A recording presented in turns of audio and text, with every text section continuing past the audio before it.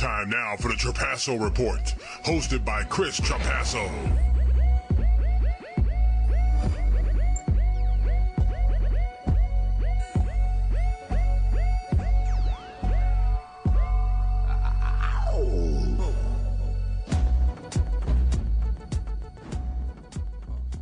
Hello and welcome back to the Trapasso Report. I'm your host, Chris Trapasso. I'm fresh off a nice and very much needed early summer vacation, but I'm back. Training camp starting in a few weeks. I'm in full football mode. I know we have a little bit of time left, but I'm totally ready to get fully immersed back into the NFL season. We got a big show tonight. We have Arizona Cardinals linebacker Daryl Washington. We have Nate Dunleavy of ColtsAuthority.com and Colts Central Radio, and Turron Davenport of BayAreaSports.net.com. Before we get into the interviews, let's get into some NFL news really quick. On Sunday night, the Broncos signed Ryan Clady to a 5-year deal with $33 million guaranteed. I don't think it's really ever pertinent now to say how much these contracts are worth because the guaranteed money is really all that matters. That $33 million is the second most guaranteed money of any left tackle in all of football. And to me, it's worth it.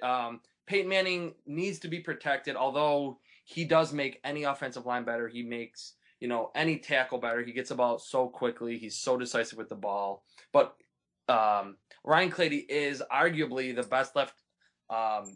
best right or left tackle in the game.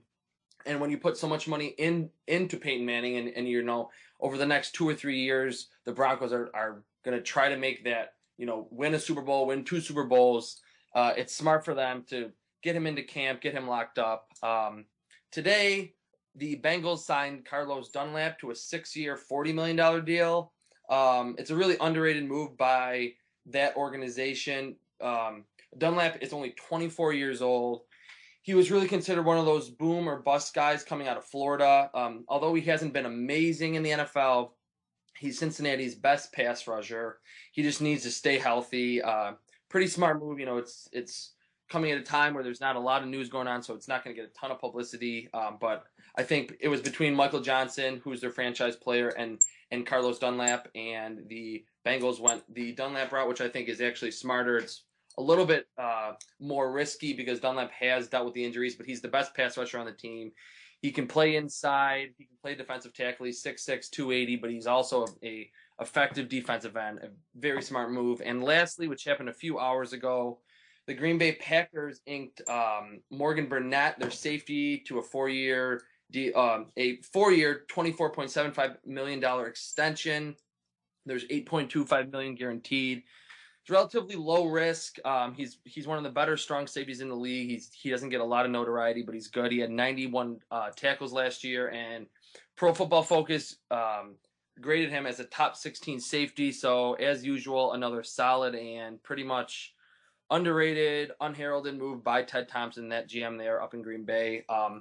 Now, very quickly, I want to introduce a new segment, just a little quick snippet that I'm going to call Stat of the Week. Basically, I'm just going to present an NFL stat that I've recently uncovered that I thought was interesting heading into the season. This morning on Twitter, this came from Jeff Hasley of footballguys.com. Apparently somewhere in Vegas, you can bet, there's prop bets on pretty much everything when it comes to the NFL. And you can bet on if T.Y. Hilton's 2012 yards per catch of 17.2 is going to go up or down. And to me, get to Vegas, find the website where this is on. I couldn't find it anywhere, but maybe it's just in Vegas. Absolute no-brainer. It's definitely going to go down. This new offense is the old Stanford offense that Andrew Luck ran in college. It has way more West Coast principles than what we saw with Bruce Arians last year. He was all about chucking the ball downfield, very vertical. Andrew Luck had a low completion percentage. Threw for a lot of yards, a lot of touchdowns, also a lot of interceptions. I think T.Y. Hilton is a player. I think he's very good out of the slot. He does have that good downfield speed, but 17.2 yards per carry is a lot. I would say bet the under and bet a lot on it because that's definitely going to go down. Which, talking about the Colts and T.Y. Hilton is a perfect segue to our first interview with Nate Dunleavy of ColtsAuthority.com.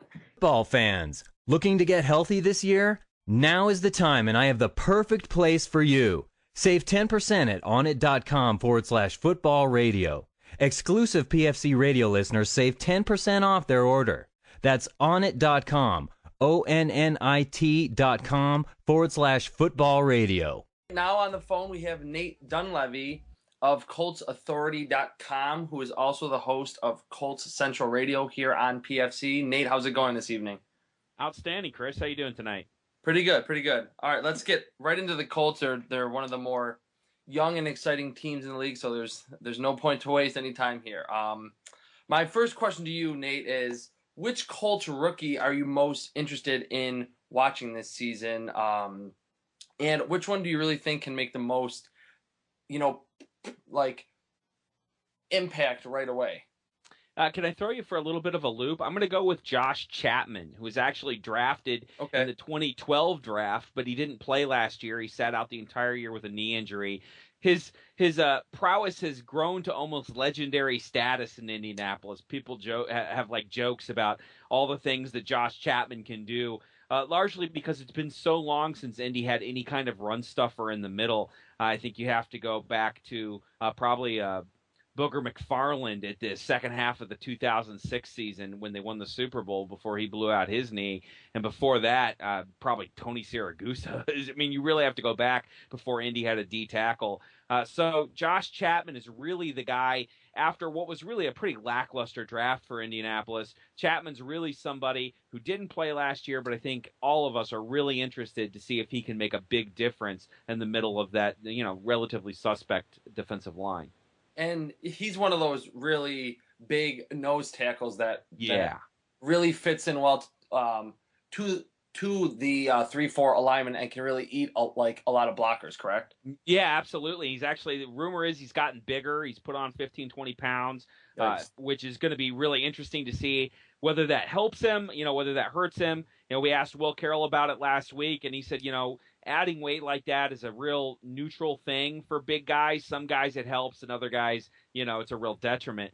So Chapman's a big question mark, and we're all real interested to see how he plays this year. All right, next question. Do you believe that the Colts are now suited to beat the Houston Texans and really unseat them to win the South? I mean, I know that a lot of analysts and draft guys said that the Colts needed to really add some guys on the offensive line to stop guys like J.J. Watt and Antonio Smith. Do you see them now as much better suited to be the best team?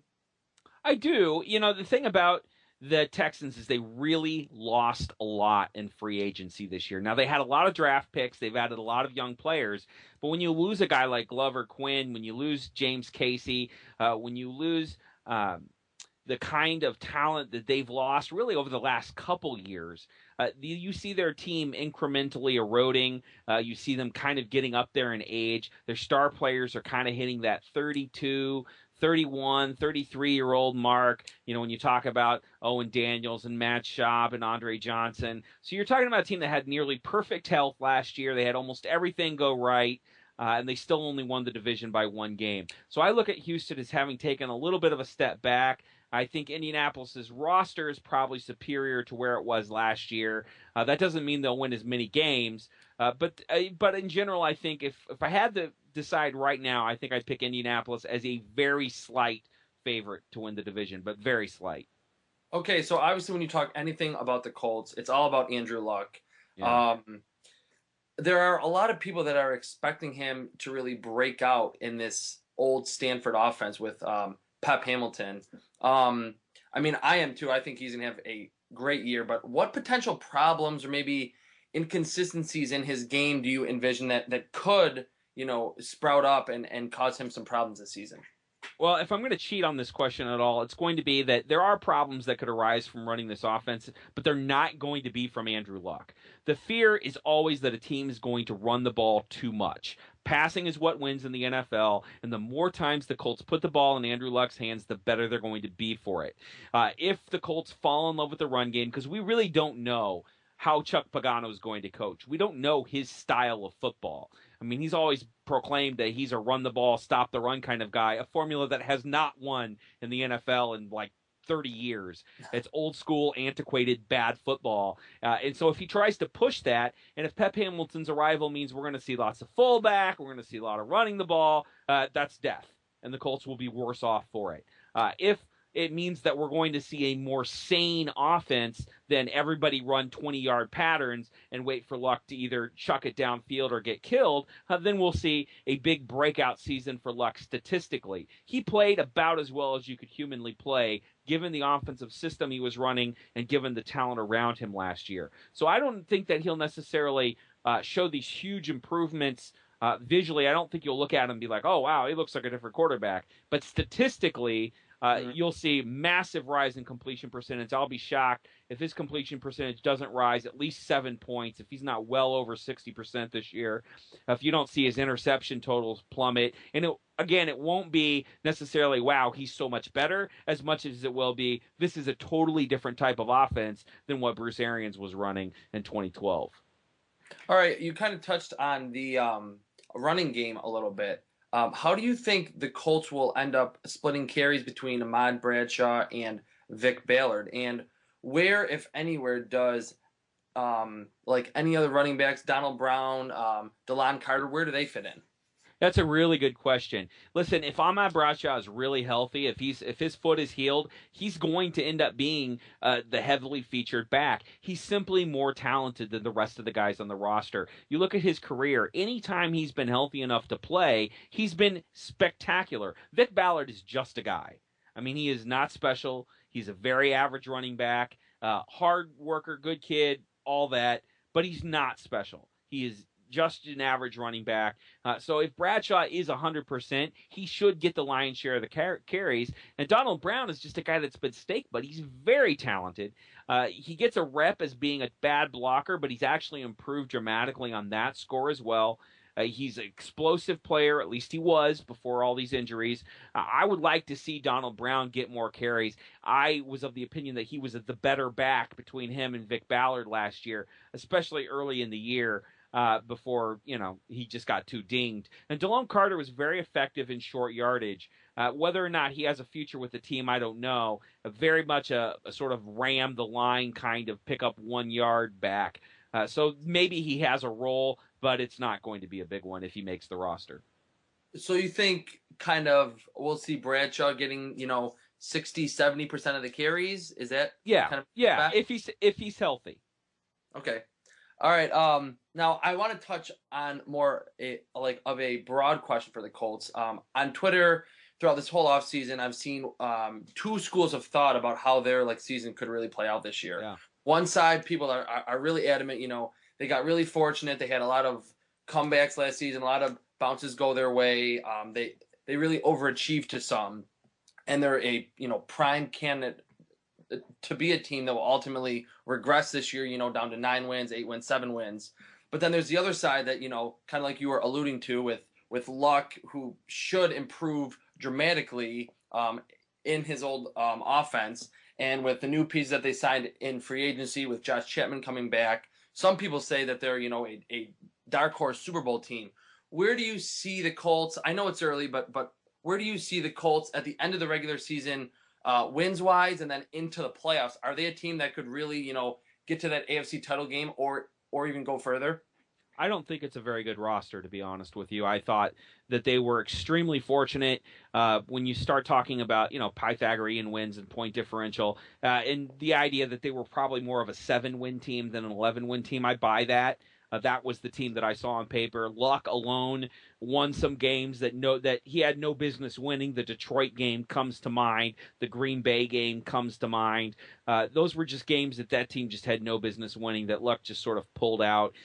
I don't look at the most of their free agency moves, and they're not impressive. They signed some really bad players to big money deals, Eric Walden being one of the most egregiously bad contracts given out in free agency. So I look at the Colts and I say, this is a 9-win team.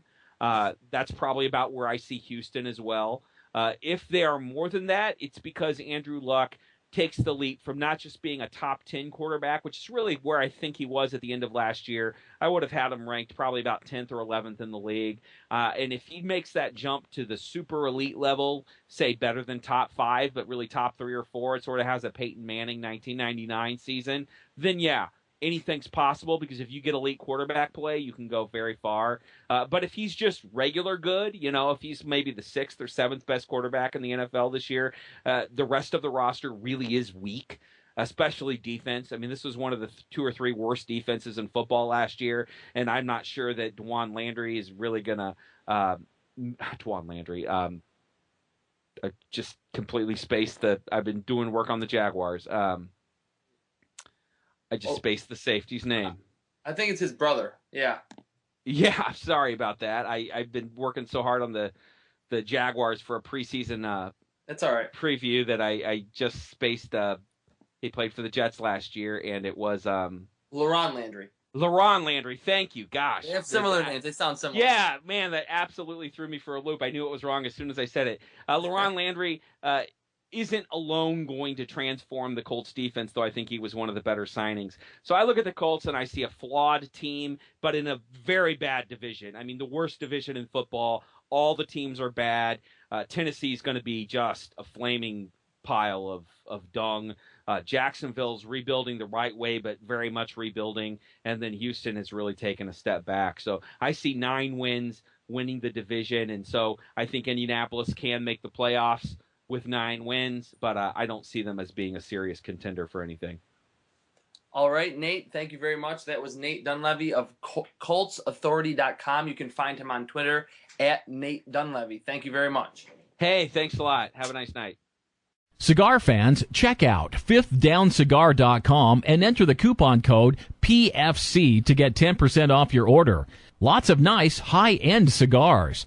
That's fifthdowncigar.com. Enter the code PFC for 10% off your order. Now we are on with Daryl Washington, the Arizona Cardinals All-Pro linebacker. Daryl, how's it going this afternoon? Oh, man, going pretty good, man. Enjoying myself in Texas right now. Awesome. Let's get right to the interview because I know you're a busy guy. You're training. You're working out for the season. To start, I'm not sure how much contact you've had with him, but tell me your first impressions of new head coach Bruce Arians. Oh, man, it's a lot of good things to say about Bruce, man. He just almost like a player's coach.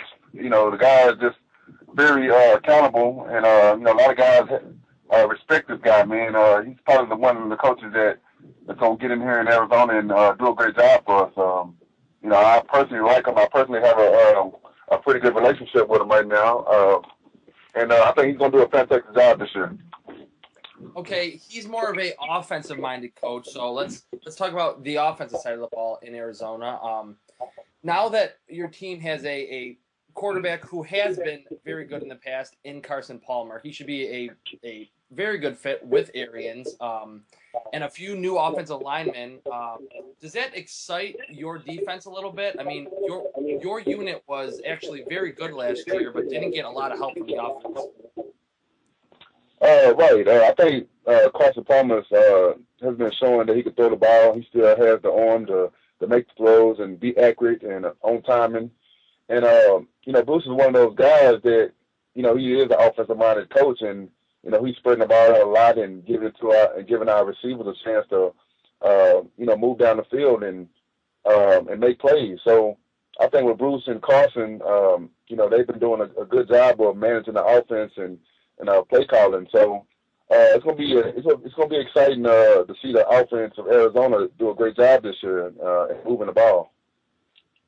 All right, in your division, the NFC West, which a few years ago a lot of people said it was one of the worst divisions, but now it's clearly one of the best divisions in the NFL. The San Francisco 49ers and the Seattle Seahawks are really the 2 teams that are getting all the publicity. Now, I'm not asking you to talk smack here, but tell me why the Cardinals can compete in this division. Well, for many reasons, because I think we have one of the best young defenses in the NFL, for one. And, the way our offense has been working hard in the offseason and, many camps and OTAs and training camp is coming here in a bit. it's a lot of competition, man. A lot of good competition on our side of the ball and on the outside of the ball. So, you do have the Seattle's and St. Louis coming along, and San Francisco obviously has been the top of the division for many years. So, every Sunday it's going to be competitive. But I really think that we're going to compete and be at the top of the division. Obviously, we have to knock off Seattle up in Seattle and win our away games, and I think we'll be fine. All right, now kind of moving back to the defensive side of the ball, what is it like to have Carlos Dansby back in the mix? And then along with that, do you have any plans to really mentor Kevin Minter, the rookie linebacker? You guys have a very solid linebacking core in the making if he plays well. Right, and I agree with that. Carlos is one of those guys, man, has been around for a while. I'm getting some points from him as well. People playing on us playing together, and obviously you can't leave out Jasper Brickley. Is one of those guys who can come downhill and make plays and move sideline to sideline and get back and pass coverage. So you can't leave him out. But Carlos Dansby is one of those guys, man, that you learn a lot from. He shows leadership vocally, and he goes out there and perform well and gets the guys lined up and gets the guy excited to play football. And with Kevin Minter, he's coming in as a rookie. He's doing a pretty good job for us. He's taking his time, and I tell him take one play at a time. And right now he's settling down and understanding the game of the NFL and the speed of the NFL. So I think he's going to come in and do a great job for us. Training camp will obviously he would need a lot of reps, but I think if he can do well in training camp and get the playbook down, he's going to do a terrific job for us this year. All right, you were talking about training camp. It starts in about 2 weeks, so you have a little bit more downtime. I know you said you're kind of training right now, but what is your favorite hobby or activity to do in the offseason to kind of get your mind away from football, or maybe it's just to really focus on football but just kind of be in more of a relaxed state? Like, what do you like to do when you're not in the middle of the season? Well, I mean, besides traveling, I think just relaxing, man. Sitting back watching, movies, and just kind of getting away. And sometimes to kind of keep me going on football, I'm studying my playbook and watching a lot of film and watching old games of Arizona Cardinals and the old film of the Ray Lewises and and those guys like that. But I think that's what I do in my free time. All right. Lastly, have you set any individual goals for yourself this season? I know that a lot of players are team oriented and really want their team to win more than anything, and I'm sure you do too there in Arizona. But do you have any individual goals like tackles, sacks? Do you want to get better in coverage, anything like that? I think better in all aspects of my game. Obviously I had over 100 tackles. I wanted to get to 10 sacks last year, and this year I'm at that same goal, 100 plus tackles. Obviously make it to the Pro Bowl again, and as a team, I want us to compete for the playoffs and get into the playoffs. But just talking about individual, man, I want to do the same things I did last year, but have more progression and more progression for the team and making sure this team is where we need to be. All right, that was Daryl Washington, the Arizona Cardinals All-Pro linebacker. He can be found on Twitter at DWashington58. Thank you so much, Daryl. Hey, no problem, man. Thank you. All right, now I have Turron Davenport of BaySportsNet.com and Niners Talk Radio. Turron, how's it going this evening? Hey, what's going on, man? Pleasure to be on. All right. Here's our claps for Turron. All right, now let's get right into the 49ers because I know you're a big 49ers guy. Which 49ers rookies, and I know there's plenty of them, are you really going to be keeping your eye on during training camp? And then from that, the next logical question, which one or maybe two or three do you believe has the best chance to make a real impact this season? Well, I mean, there's a lot of rookies on this team that I definitely think can contribute. Eric Reed is a guy right off the bat you got to think about. Tank Carradine as well. Vance McDonald, I talked about him a little bit. And obviously Quentin Patton. Those are the guys I'll be watching for. And I think that Vance McDonald and Eric Reed are going to really be the guys that are going to come in and contribute right away, just because they're coming in and filling holes that were left on this team by guys like Deshaun Golson and Delaney Walker leaving via free agency. All right, so you kind of touched on a few wide receiver rookies. Which wide receiver do you really see stepping up in the place of Michael Crabtree? Or do you think it'll more be a collective effort, or is it going to be one guy like, say, Patton or, say, Ricardo Lockett? Like, which wide receivers do you really think are going to fill that void? Well, what ends up happening in this situation, it's going to be a collection of guys, but the number one is going to be Anquan Bolden, just because of the fact he's going to slide right into that Z receiver position, the guy that works the middle of the field and moves the chains, so to speak. And Bolden did a great job with the Ravens last year doing that, especially down the stretch. I mean, 49er fans definitely saw that. Anybody that watches the 49ers, anybody that watched the Super Bowl in itself, they saw what this guy is capable of doing. And I think it's just going to carry over. So he's definitely somebody that's going to be leaned upon heavily. We talked to A.J. Jenkins today, and he said specifically that Bolden has come in and been the leader. And one thing that he definitely brought up was the fact that he's blessed to have Randy Moss to learn from last year and Bolden this year. So from a leadership aspect, he's definitely going to be somebody to step in. Now, I mentioned A.J. Jenkins. Jenkins is one of my favorite receivers on this football team. He's somebody that he's got the 4.3 type of speed. He's a downfield guy. He's spent a year in the offense. The offseason, he was there with Colin Kaepernick and Ricardo Lockett, as you mentioned. So I think that he's going to slide in and play the X, which was where I thought Bolden was going to end up playing, because Crabtree was firmly entrenched at the Z receiver. Both of those guys could bump in and play the slot as well. But I think Jenkins, he put on him 8 to 10 pounds. Hopefully that he can maintain his speed. So he's somebody. And, man, Ricardo Lockett, unbelievable. We're talking about a guy that in less than 10 games, he has 2 catches of over 40 yards. Touchdowns, that is. You know, he had the one against the 49ers that we talked about as a member of the Seahawks. It was a 44-yarder. Then he also had a 61 or 62-yarder against the Cardinals. So he's another guy that will come in and be in the mix for the X position. Definitely think that he'll at some points bring out some good things as far as his legit speed. I mean, the guy's a national track championship in the 200. So he's somebody, but like I said, it's a group. So you got to mention Kyle Williams. My co-host Dylan DeSimone, he's a big-time Kyle Williams supporter. So I definitely have to mention him. And I like his explosiveness out of the slot. He's a guy that I see a lot like a Victor Cruz type of player. He had a long catch against the Bears in Kaepernick's first start where he worked out of the slot. He ran right by, I forget his name, the number 3 corner on the Bears, number 24, I forget his name, but he ran right by him on the corner route and had a nice catch there. Kaepernick dropped it right in the bucket to him on that play. So he's definitely somebody that will come in. He can work on the reverses. He can play that Z spot also, and he's a guy that could get you that yak. He had a long touchdown against the Cardinals. You know, he caught a 5-yard hitch and took it, I think it was like 39 yards. So he's somebody. And Mario Manningham, a forgotten man. You know, he got hurt in the Seahawks game, and he's probably the best X receiver, the best receiver they have to work outside the numbers. You look at what he did in the Super Bowl and the NFC Championship, so you got to mention him as well. So this team is stacked as far as the receiver position is called.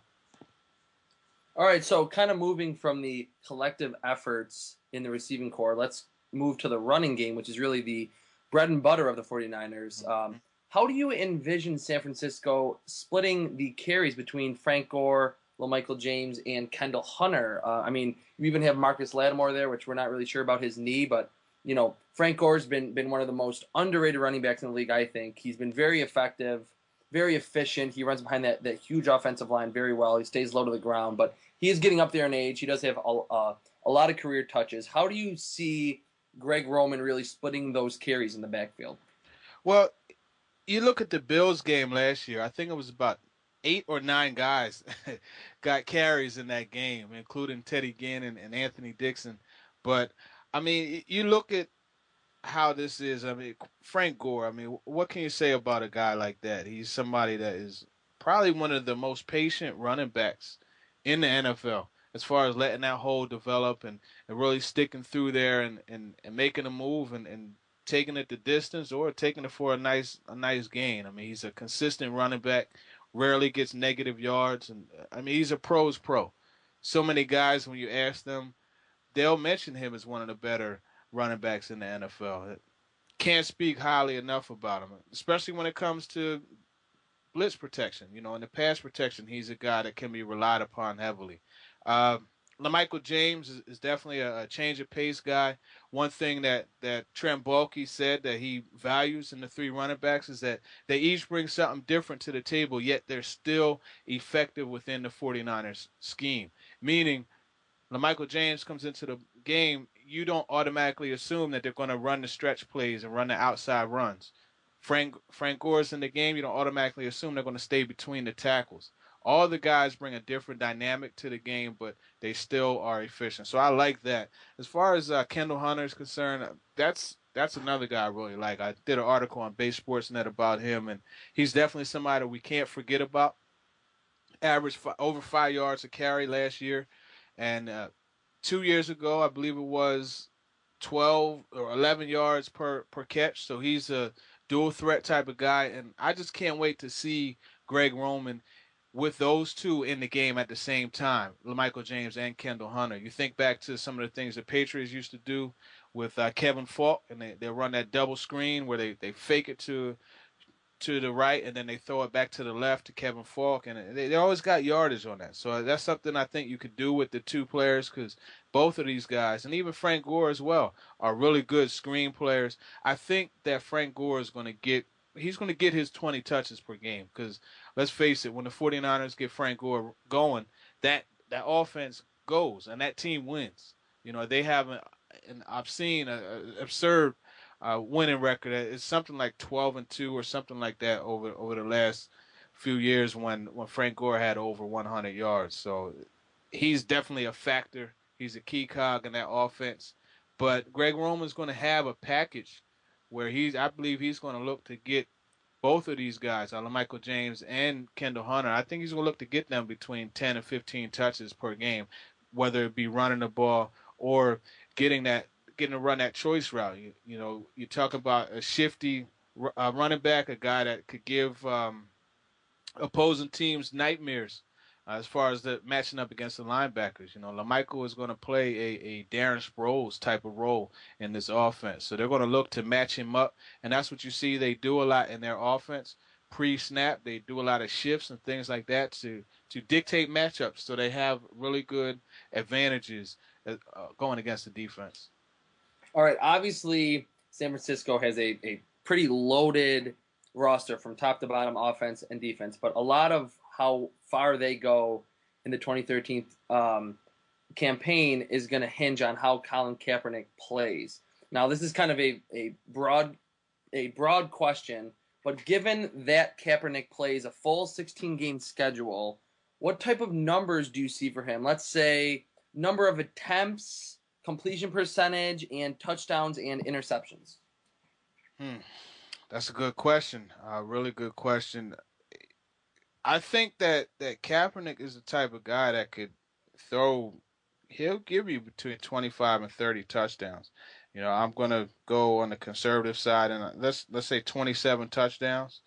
As far as attempts, that's another one that's really interesting, because you look at how the 49ers play, make no mistake, they're a running football team. Exactly. That's what I mean. Like, it's kind of hard to peg how many attempts he's going to have, because they're so efficient running the ball. It's kind of hard to say, like, is he going to really have to throw the ball that much, or maybe not? I think they're going to allow him to throw the ball. I'm not going to say they're going to have to throw the ball, but you look at some of the games where the Patriots game, for example, you know, they let Kaepernick loose. You know, he only had 26 or 27 attempts, but he was definitely attacking that Patriots secondary. Make no mistake about that. So you look at that. You look at the Falcons game. You know, he had a decent amount of attempts. So it's really going to be just how things are dictated. And the thing that you have to remember is with this defense, they're always in the game. So they're not always going to have to throw the ball.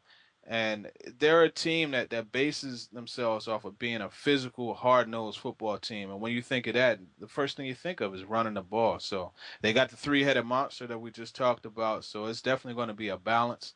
I really couldn't tell you what I'm thinking attempts-wise, what he'll end up. I mean, maybe 350 to 400 attempts possibly, but it's who knows. All right, so he has a very bright future. I mean, he's got a great arm. He was very accurate last year. We all know that he brings that running aspect, like we saw in the Green Bay Packers playoff game last year and a few other times. But what are some weaknesses in Kaepernick's game that you think must be, fine-tuned or fixed before he truly becomes one of those elite quarterbacks in the NFL? The first thing I think of when you say something like that is there's no weaknesses. No, I'm just kidding.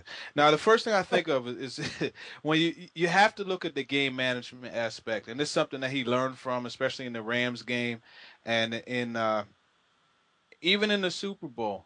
That last drive, the play for whatever reason was a bit late getting in, and he was a bit late getting to the huddle, calling the play, and it was the third to the last play before their last drive, their last true drive, and that's where they called that read option, and it was a perfect call, and the lane was open, but Kaepernick wasn't. They weren't able to get the ball off in time, and Harbaugh had to call timeout. If you look at that game again, you'll see it's a wide open running lane. He could have walked to the end zone, and that would have been the go-ahead touchdown. So that's something that you definitely have to improve on. You look at the Rams game in St. Louis where he had the long run, and he ran out of balance, and that ended up, not costing them the game, but it cost them valuable minutes in the game. So that's something that you have to get right. A lot of times the 49ers were not able to get the playoff, and they had to either burn a timeout or suffer a delayed game. So that's an area. Another thing that Kaepernick really has to get better on, and I think not having Crabtree is going to help him get better, in that every quarterback has a target that's their safety net. And for whatever reason, Michael Crabtree is the guy that Kaepernick looks to a lot. And you look at the Patriots game, there was one play where Crabtree had ran the post, and Kaepernick locked in on him, and Devin McCourty was able to get the pick in the end zone. It was in the second half. And he just has to be careful locking on his target. You make your pre-snap read, but you have to read that again once the ball is snapped, because teams will do some things to try to fool you into throwing the ball into an area where there's going to be somebody to pick it off. So those are the two things. I like the way Kaepernick scrambles or runs to pass, so to speak. And what I mean by that is his movement within the pocket. You look at the Bears game where he went through 4 reads and then came back to Crabtree. He moved to the left in the pocket, stepped up a little bit, and Crabtree was able to run the typical scramble drill with him, and he ran to the left right with him, and Kaepernick threw the ball, and there you have it, touchdown. So I like the way that he can move within the pocket, and he just has to really work on not locking in. All right, I mean, so that kind of sounds like a lot of, weaknesses that very young quarterbacks have, exactly, that they have to, improve upon into their second, third, and fourth seasons. Yeah, I mean, Chris, let's think about it. This he's 10 starts in. You know what I mean? Exactly. His 10th start was the Super Bowl. Yeah, so he's got a lot to learn, I think. Yeah, and I mean, you look at some of the things that he did in the playoffs. I mean, I was at that Falcons game, man. That dome was rocking. Let me tell you, the Georgia Dome was rocking. They were up 17. Man, that dome was rocking. And just the way that he stayed cool and kept his guys up, I respect that. I respect that. That shows experience beyond his true experience as far as years are concerned in the NFL. And even you look at the Super Bowl, man, you threw the interception to Ed Reed and you came back and led that team and just the poise he shows. And he showed that early, his first start against a defense like the Bears. And then first start on the road was in New Orleans. I was at that game too, loudest I've ever heard a stadium. I haven't been in Seattle yet, so that's going to probably eclipse it. But you just look at the way this guy comes through on third down. That's my favorite thing about him. His third down efficiency. He's somebody that will help you improve in that area, and that's what the 49ers needed. A perfect example is 3rd and 18 in the Rams game that he came in when Alex Smith got the concussion. You know, he threw the ball downfield. He stepped up in the pocket, threw the ball downfield to Vernon Davis, a first down. Then the same thing in the New Orleans game. The stadium is loud as could be. You know, he kept his poise, 3rd and 11, 13-yard strike, downfield to Delaney Walker, a perfect drop shot. You can't teach those kind of things. You know, people say that he's a guy that needs to work on touch. Yeah, he needs to work on touch in on the slant routes and, you know, the shorter routes. But as far as getting the ball downfield in the intermediate passing game, he's second to none, man.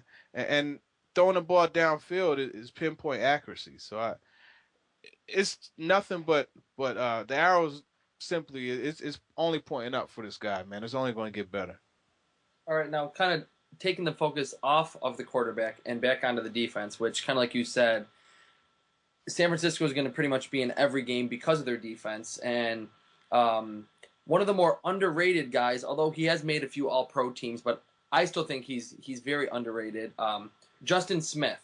Mm-hmm. He's getting up there in age now. He dealt with some injuries later in the late last season. Do you think he is really in the twilight of his career where he's not going to be able to aid Aldon Smith enough, or do you think, you know, he can still be impactful this season and the two can really complement each other well, like they've done in Smith's first 2 seasons? You know, the whole thing with Justin Smith, it's a shame that he is playing so well so late. You're talking about a guy who, if he played like this throughout his career, is somebody that would threaten to be in the Hall of Fame. I'm not saying that he's going to go in now, but it's a shame that the success that he's enjoying is coming along so late. I think that he's got a few good years left. You look at last year, he was definitely in the running for Defensive Player of the Year up until that injury. And the thing I like about Justin Smith is he's somebody that it takes somebody that has a better understanding for the game to really get a true feeling for how good he is. Fantasy football, so oftentimes it makes you focus on the stats, man. You just look at stats and that's it. But he's somebody that gets you the quarterback pressures. He will clock. He's a monster against the running game. He's a captain on the team. And you look at when him and Aldon Smith, they run that stunt, man, that causes a lot of havoc on opposing teams. And then not to mention, you think of like 2 plays that come to mind for me. The first one, actually both from 2 seasons ago. And the first one that I think of is the Giants game I was at in San Francisco, where it's the Giants were driving, and Hakeem Nicks actually was able to get inside leverage on a skinny post late in the game, and Eli saw him and threw it. But thank goodness the Cowboy was there, and he batted it down. You know, Justin Smith went up and batted that down, and there you have it, the end of the game. Another one that was a tremendous play is on the at the Eagles, against the Eagles. You know, they were down, they came back, they had the lead 24-23, and they ran a screen play to Jeremy Maclin. He got 17 yards down the field. Now, mind you, Justin Smith was at the defensive end on that side. He got pressure. It was a screen pass, so you know what happens with that. The linemen are able to get to the quarterback. He got pressure. He got to Michael Vick, had the wherewithal to turn around and the high motor to go and get Jeremy Maclin 17 yards down the field. Chris, you know what he did? He punched the ball out. The Eagles were at the 32-yard line. He punched the ball out. Deshaun Goldson got the fumble recovery, and the 49ers held on to win. Now, had he not done that, they kick a 40-yard field goal and win the game. That's not in the stat books, but that's something that if you look at the game, you'll understand the value that he brings to the team. Yeah, I think he is one of the more underrated total players in the league, not just guys on the defensive side. I mean, like I said, he has gotten some of the accolades in the last few seasons, but yeah, he really helps out that entire defensive line. He's the captain, like you said. All right. A lot of great stuff, Turron. Thank you so much. This was Turron Davenport of BaySportsNet.com and Niners Talk Central Radio. You can find him on Twitter at TDavenport88. Thank you so much, Turron. No problem, Chris. It was a pleasure being on, man. Tonight, let's talk about Jairus Byrd and not signing his multi-year deal or the franchise tag yet. He's the Bills safety. He's one of the best safeties in the league. Some say he is the best safety.